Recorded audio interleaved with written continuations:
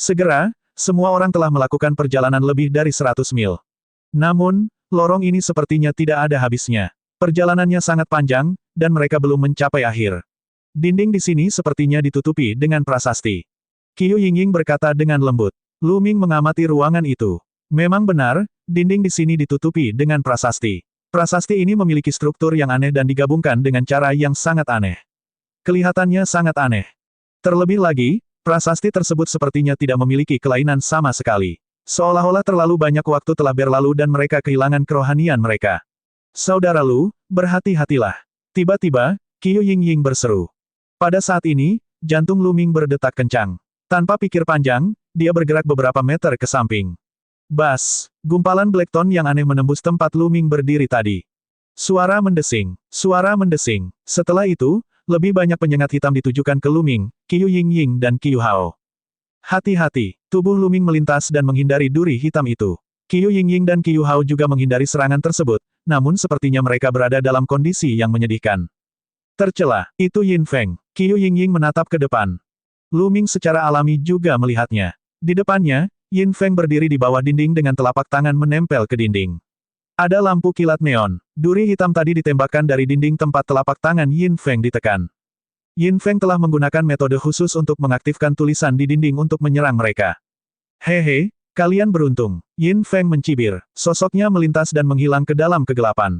Tercela, sebelum tetua alam bijak masuk, dia memperingatkan kita untuk bersatu, tetapi Yin Feng mencoba membunuh kita secara rahasia. Qiu Yingying mengertakkan gigi. Tercela, Qiu Hao juga berkata dengan penuh kebencian. Tadi itu sangat berbahaya. Mereka merasa duri hitam aneh itu sangat menakutkan. Jika mereka ditusuk, mereka akan berada dalam bahaya besar. Kilatan dingin melintas di mata Lu Ming. Dia tidak banyak bicara. Setelah itu, rombongan menjadi lebih berhati-hati dan terus maju. Setelah menempuh perjalanan sekitar 100 mil, perlahan-lahan ada cahaya di depan, dan tidak lagi gelap gulita. Tekanan di hati setiap orang akhirnya sedikit mereda.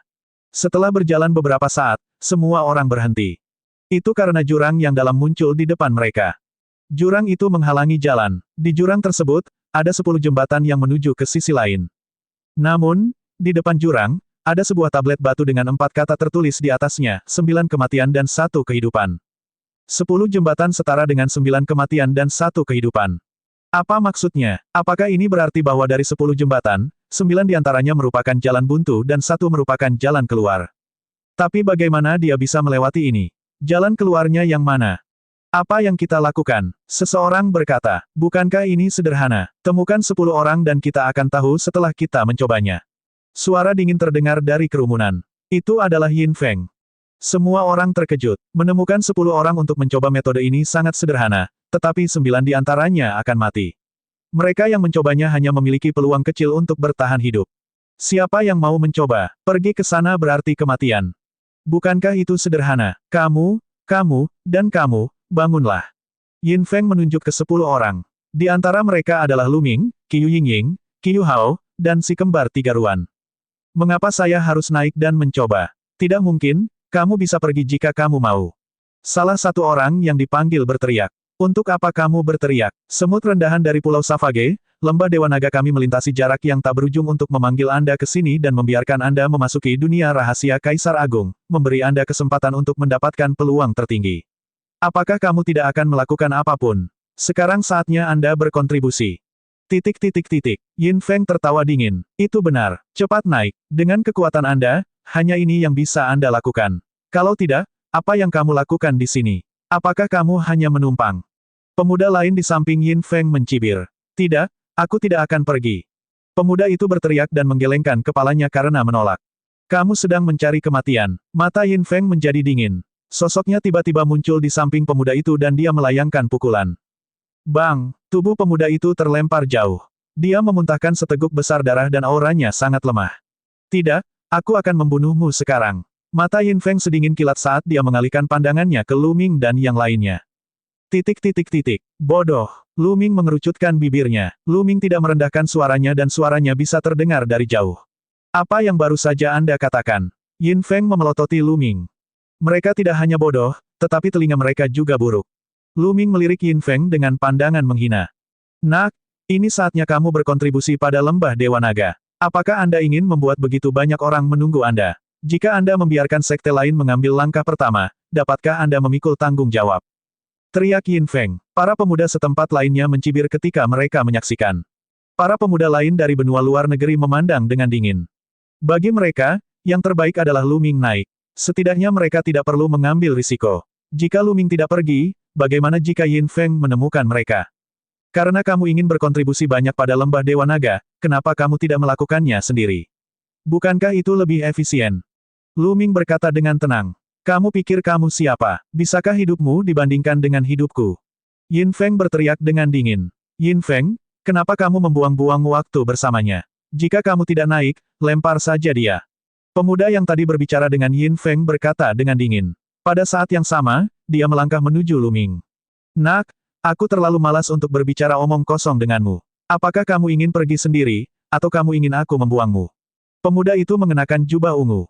Dia memasang ekspresi dingin di wajahnya saat dia mencoba meraih Lu Ming. Buang saja, menurutku itu ide yang bagus. Lu Ming mencibir. Tahap awal dari alam kekacauan menyelimuti tubuhnya dan dia melayangkan pukulan ke arah pemuda berjubah ungu itu. Ledakan. Tubuh pemuda berjubah ungu itu bergetar hebat dan darah muncrat dari mulutnya. Saat dia akan dikirim terbang oleh Lu Ming mengambil langkah maju dan menamparkan wajah pemuda berjubah ungu itu.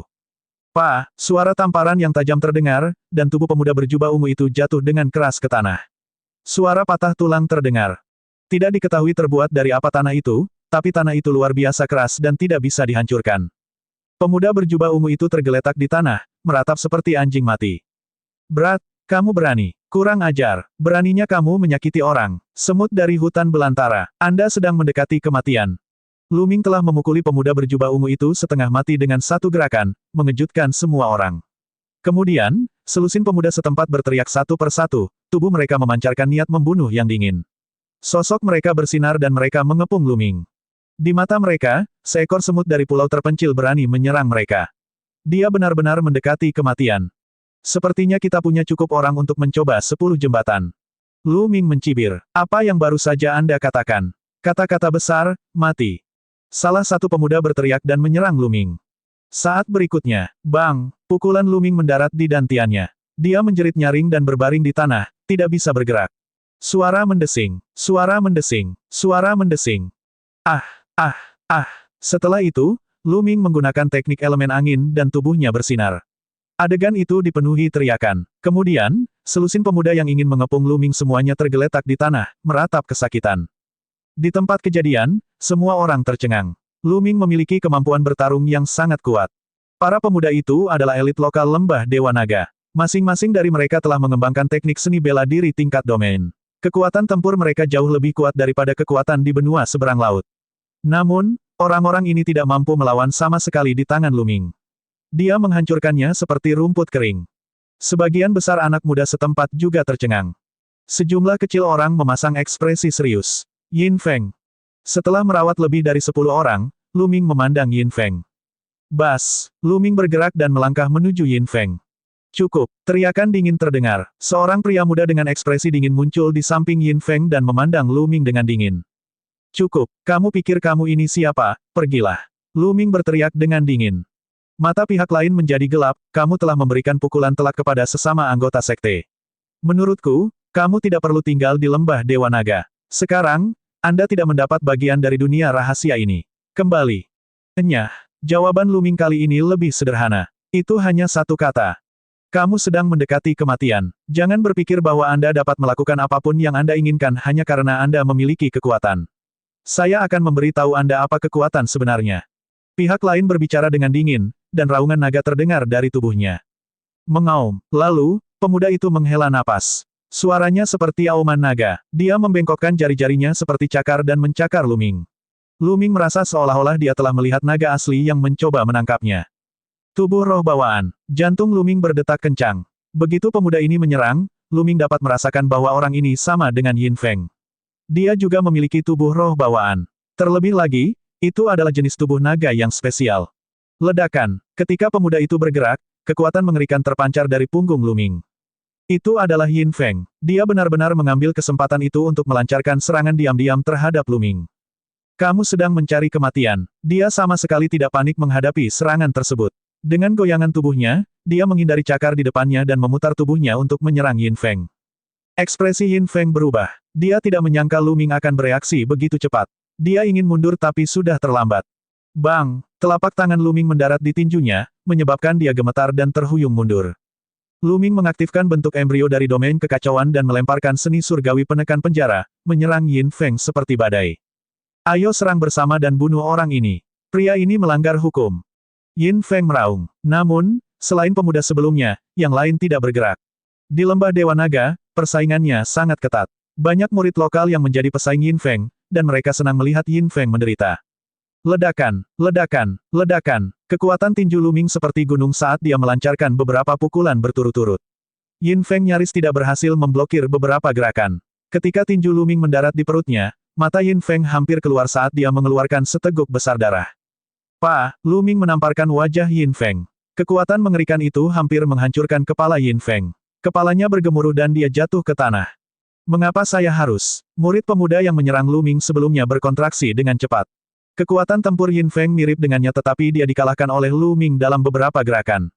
Ini mengejutkannya dan dia mundur dengan cepat. Sekarang, jika kamu ingin mundur, bukan? Lu Ming berkata dengan dingin. Dia mengaktifkan teknik elemen angin dan bergegas menuju pihak lain.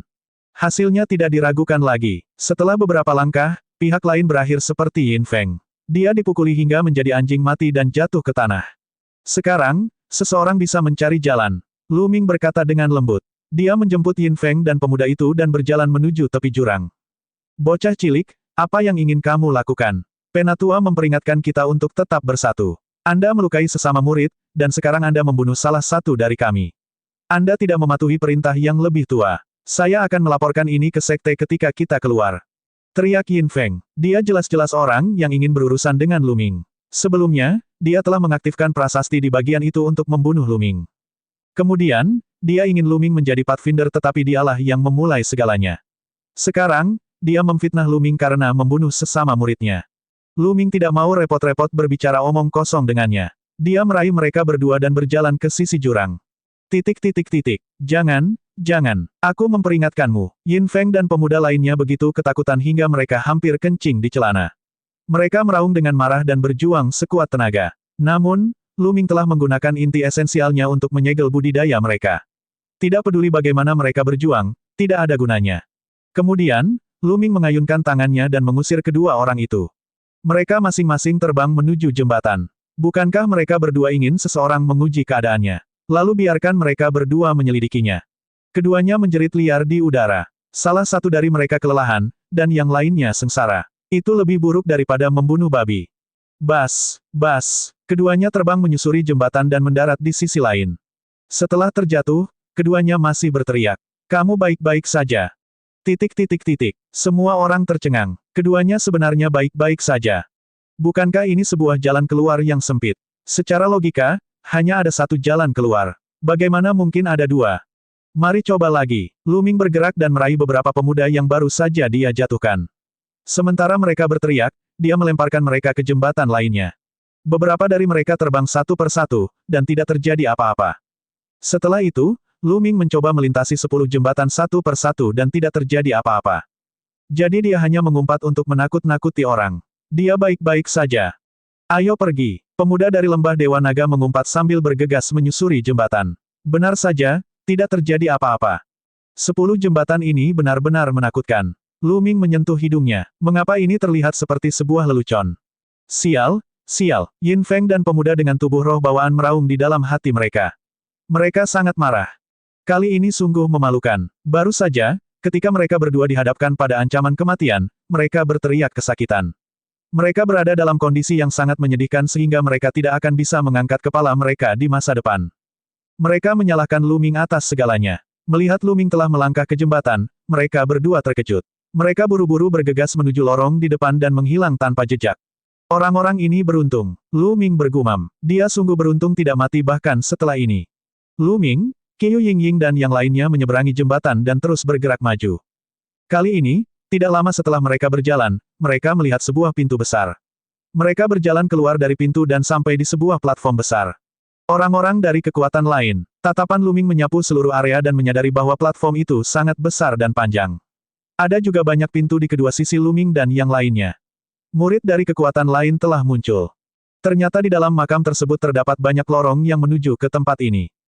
Di depan platform, ada benda besar seperti gelembung yang mengambang. Di dalam gelembung tersebut terlihat bayangan gunung dan sungai. Sebenarnya ada dunia di dalamnya. Apakah itu dunia rahasia Kaisar Agung yang sebenarnya? Petik 2. Itu pasti. Ini adalah pesawat. Wajar jika alam rahasia Kaisar yang hebat berada di dalam pesawat. Ayo pergi, serang masuk.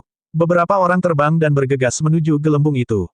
Semakin awal dia masuk, semakin awal dia bisa menerobos ke ranah bela diri kerajaan dan mengambil inisiatif. Begitu orang-orang itu mendekati gelembung, tubuh mereka dengan cepat menyusut. Ketika mendekati gelembung, mereka menjadi sekecil debu dan kemudian menghilang ke dalam gelembung.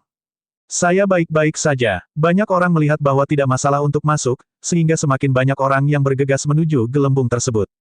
Bas, dan EBSCP, Wash. Sekumpulan sosok menyerbu ke dalam gelembung dan kemudian menghilang ke dalam. Ayo pergi juga, kata Lu Ming. Bersama Qiu Yingying dan yang lainnya, mereka terbang menuju gelembung. Begitu mereka terbang menuju gelembung, gaya tarik-menarik yang kuat dihasilkan pada gelembung tersebut, menarik mereka masuk. Semakin dekat mereka ke gelembung, mereka merasa gelembung itu semakin besar. Kemudian, sosok mereka pun masuk ke dalam gelembung dan menghilang. Di peron, Yin Feng dan beberapa orang lainnya melihat sosok Lu Ming yang menghilang. Niat membunuh yang dingin keluar dari tubuh mereka. Tunggu saja, aku pasti akan membunuh orang ini. Pemuda dengan tubuh roh bawaan meraung marah. Meskipun kekuatan tempur Lu Ming kuat sekarang, ketika kita mencapai alam rahasia Kaisar Agung, kita akan menerobos ke alam kerajaan bela diri dan kekuatan tempur kita akan meningkat pesat. Selain itu, tubuh rohani bawaan kita juga akan mengalami transformasi. Saat itu, kami akan membiarkan dia mati tanpa tempat pemakaman. Yin Feng mengertakkan gigi dan berkata, itu benar, apa gunanya memiliki kecakapan bertarung tingkat tertinggi. Saat dia menerobos ke alam kaisar, aku akan memastikan dia mati dengan kematian yang buruk. Orang pertama mengertakkan gigi dan berkata, kultivasi mereka telah mencapai batas alam yang maha tinggi, dan mereka dapat mulai menerobos ke alam bela diri kerajaan kapan saja. Terlebih lagi, identitas mereka tidak biasa. Mereka memiliki pakar kuat yang mendukung mereka. Mereka telah lama bersiap untuk menerobos ke ranah Kaisar bela diri. Mereka 100% yakin bahwa mereka dapat menerobos ke ranah Kaisar Dao. Selain itu, ketika tubuh roh bawaan menerobos ke tingkat Kaisar, ia juga akan berubah dan mencapai tingkat tubuh roh bumi yang lebih rendah. Kekuatan tempurnya akan meningkat pesat dan lebih kuat dari tubuh roh biasa. Pada saat itu, mereka memiliki keyakinan penuh bahwa mereka akan membuat Lu Ming mati dengan cara yang buruk. Kemudian, beberapa dari mereka juga terbang menuju gelembung tersebut dan menghilang. Begitu Lu Ming terbang ke dalam gelembung, dia merasakan dunia berputar. Saat berikutnya, dia berada tinggi di langit. Dia dengan cepat mengedarkan esensi sejatinya untuk menstabilkan tubuhnya. Bas, gelombang riak muncul di langit. Mata Lu Ming menyapu seluruh area dan menyadari bahwa ada banyak orang di dalam kehampaan. Ada lebih dari 100 orang dalam pandangannya, tetapi dia tidak melihat Qiu Yingying dan yang lainnya. Tampaknya setelah memasuki dunia rahasia ini, mereka akan muncul secara acak. Dalam kehampaan, lebih dari 100 orang saling menilai. Ada orang-orang dari 13 sekte dan kekuatan di antara 100 orang. Itu anak dari lembah Dewa Naga. Salah satu dari mereka memandang Lu Ming, dan matanya berbinar. Orang ini adalah pemuda dengan tanda api di antara alisnya dari sekte Tianzhen. Namanya Liu Yan. Senior magang saudara Liu Yan, kami sangat beruntung. Sesosok muncul di samping Liu Yan. Itu adalah Bing Kong. Haha, keberuntunganku memang bagus. Orang-orang itu masih ingin bersaing dengan saya. Setelah saya membunuh orang ini, orang suci pasti akan memiliki rasa hormat yang sama sekali baru terhadap saya. Liu Yan sangat gembira. Dia mengambil satu langkah ke depan dan berjalan menuju Lu Ming. Bing Kong mengikuti. Tentu saja, Lu Ming juga memperhatikan Bing Kong dan Liu Yan. Dia berdiri diam di kehampaan, ekspresinya tenang. Nak, kamu pasti Lu Ming. Kamu tidak beruntung bertemu denganku. Liu Yan mencibir, tubuhnya memancarkan niat membunuh yang sedingin es. Kamu ingin membunuhku. Apakah itu karena dia? Lu Ming berkata, matanya tertuju pada es. Lu Ming menduga Bing Kong sedang mencoba membunuhnya. Lagi pula, di benua reruntuhan surgawi, ketika sekte-sekte utama di benua Yuan sedang memilih murid-murid mereka, Bing Kong telah dipukuli habis-habisan olehnya. Dia, kamu salah, gadis sucilah yang menginginkan hidupmu. Haha, tidak ada yang bisa menyelamatkanmu hari ini. Liu Yan mencibir, aura kuat memancar dari tubuhnya. Gadis suci, Lu Ming mengerutkan kening. Perawan suci dari sekte Dewa Surgawi ingin membunuhnya. Namun, dia baru saja tiba dan tidak mengenal satupun perawan suci dari sekte Dewa Surgawi. Lu Ming, Aku yakin kamu tidak menyangka bahwa Xian Yanjun telah menjadi gadis suci dari Sekte Dewa. Dia telah diterima sebagai murid pribadi dari tetua pertama Sekte Dewa. Kata Bing Kong. Xian Yanjun, perawan suci dari Sekte Tianshan.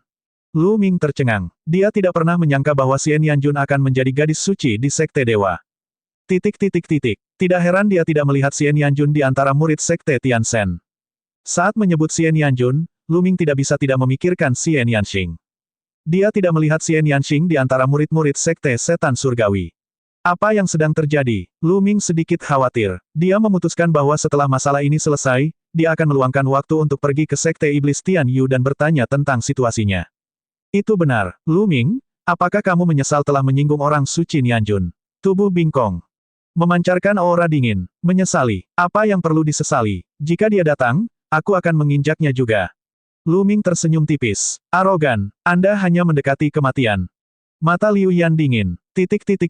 Kakak senior Liu Yan, orang ini punya dendam dengan adik kecil ini.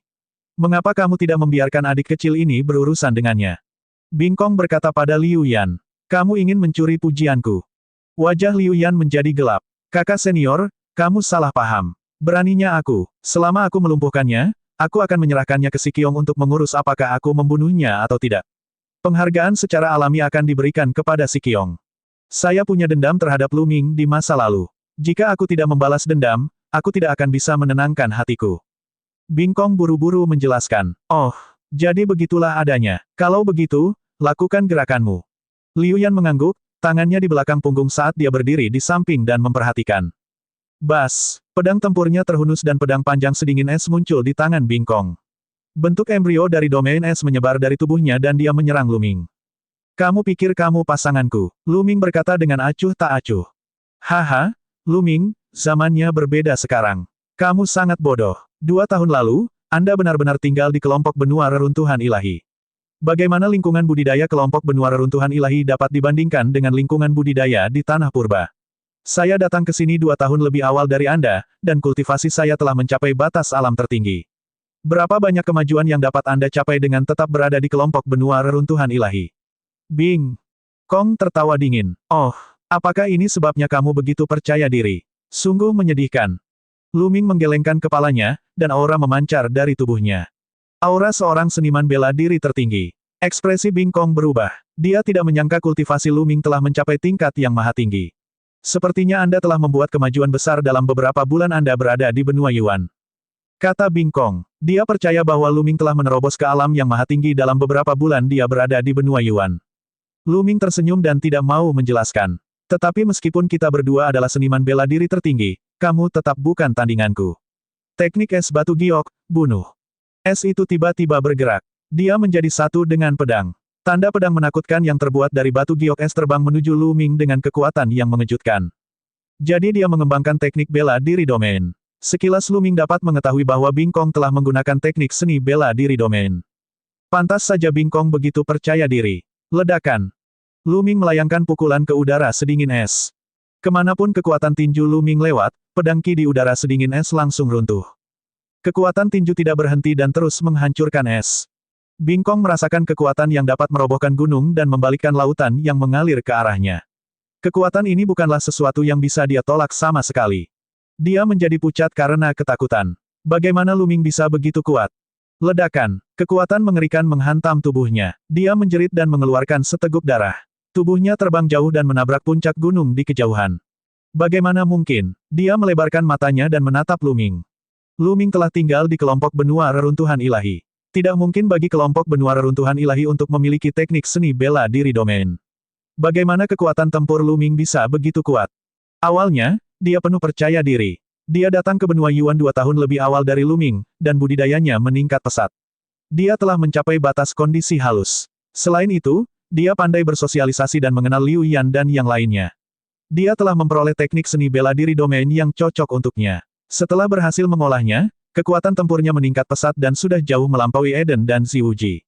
Awalnya, dia ingin menekan Lu Ming setelah bertemu dengannya kali ini untuk membalas dendam atas apa yang terjadi saat itu. Namun, setelah dia bertemu Lu Ming, semuanya di luar dugaannya. Tidak hanya kultivasi Lu Ming telah mencapai tingkat yang maha tinggi, tetapi kekuatan tempurnya juga sangat kuat sehingga dia benar-benar menghancurkannya. Dia telah melukainya dengan satu gerakan.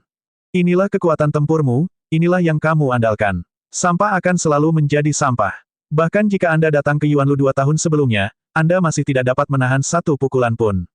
Lu Ming memarahi dengan dingin. Kamu, Bingkong sangat marah hingga dia memuntahkan seteguk darah lagi. Hehe, kamu memang punya kekuatan tempur. Namun, dengan sedikit kekuatan tempur ini, kamu berani menjadi begitu sombong di depan murid sekte Tianxian saya. Saya pikir Anda menemukan orang yang salah. Suara dingin terdengar dan aura panas menyelimuti Lu Ming.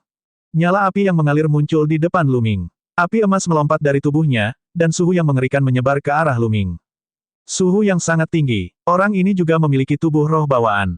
Hati Lu Ming tergerak. Api di tubuh Liu Yan tidak terkondensasi melalui niat atau domain, tetapi langsung dipancarkan dari tubuhnya. Hanya tubuh roh yang bisa langsung mengeluarkan api dan memiliki suhu yang mencengangkan. Di sekitar, awalnya ada beberapa penonton, tetapi saat ini, mereka tidak bisa menahan diri untuk mundur. Beberapa dari mereka adalah murid lembah Dewa Naga, tetapi mereka semua mundur dengan dingin dan tidak berniat menyerang. Tubuh roh api Liu Yan sangat kuat. Anak itu pasti sudah mati. Orang biasa hanya bisa terbunuh dalam hitungan detik ketika mereka bertemu dengan tubuh roh bawaan. Beberapa orang berbicara, dengan sombong. Omong kosong, lakukan saja tindakanmu. Aku tidak punya waktu untuk menyia-nyiakanmu. Lu Ming memarahi. Karena kamu sedang terburu-buru untuk bereinkarnasi, aku akan memenuhi keinginanmu. Tebasan Dewa Api. Liu Yan meraung. Telapak tangannya seperti pisau saat dia menebaskannya ke arah Lu Ming. Nyala api mengembun dan membentuk pedang yang menyala-nyala, menebas ke arah kepala Lu Ming.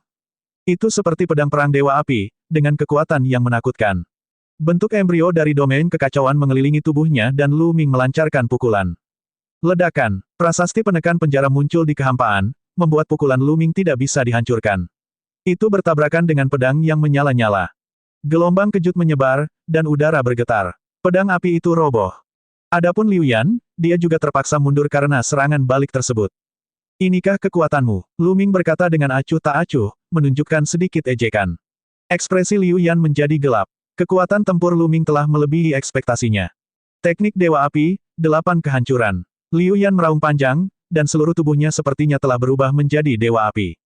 Tingginya lebih dari 1000 meter, dan dengan satu tebasan pedangnya, dia bisa memusnahkan segalanya. Ledakan, Lu Ming bergegas. Tidak ada fenomena yang mengejutkan. Dia hanya melayangkan pukulan. Itu adalah pukulan sederhana, tapi kekuatannya cukup untuk menekan gunung dan sungai. Ledakan, kekuatan tinju dan pedang berbenturan untuk kedua kalinya. Berdebar, langit dan bumi bergemuruh saat nyala api tak berujung menyebar ke segala arah. Pedang api itu sekali lagi hancur. Kemudian, Lu Ming melangkah ke udara dan melayangkan pukulan. Kekuatan tinju yang menakutkan melintasi kehampaan dan menghantam Dewa Api setinggi 1000 meter. Ledakan, sebuah lubang besar menembus tubuh besar vulkan. Api yang memenuhi langit menghilang, dan Liu Yan dengan panik mundur. Sebuah lubang besar muncul di dadanya, dan terang dari depan dan belakang. Namun, dia baik-baik saja. Seolah seluruh tubuhnya terbuat dari api. Pada saat ini, nyala api sedang menggeliat di lubang besar, dan lubang besar dengan cepat memperbaiki dirinya sendiri. Saya memiliki tubuh spiritual api, Anda tidak dapat menyakiti saya. Suara marah Liu Yan terdengar. Tubuh roh api sungguh luar biasa. Kata Lu Ming. Setelah menerobos ke alam kaisar bela diri, tubuh roh terkondensasi dari garis keturunan, sehingga secara alami memiliki beberapa karakteristik garis keturunan. Misalnya garis keturunan tipe alami, api, es, air, petir, dan lain sebagainya. Sebelum mencapai alam kaisar, sudah sulit untuk menghancurkan garis keturunan ini. Misalnya, api bisa dimusnahkan, tapi tubuh bisa direformasi. Tentu saja, saat itulah dia melakukan fusi garis keturunan. Namun, setelah memadatkan tubuh roh, itu menjadi lebih menakjubkan. Misalnya saja, tubuh spiritual api membuat seluruh tubuh seseorang seolah-olah terbuat dari api. Bahkan jika seluruh tubuh seseorang dihancurkan, itu dapat direformasi dan meningkatkan vitalitas seseorang.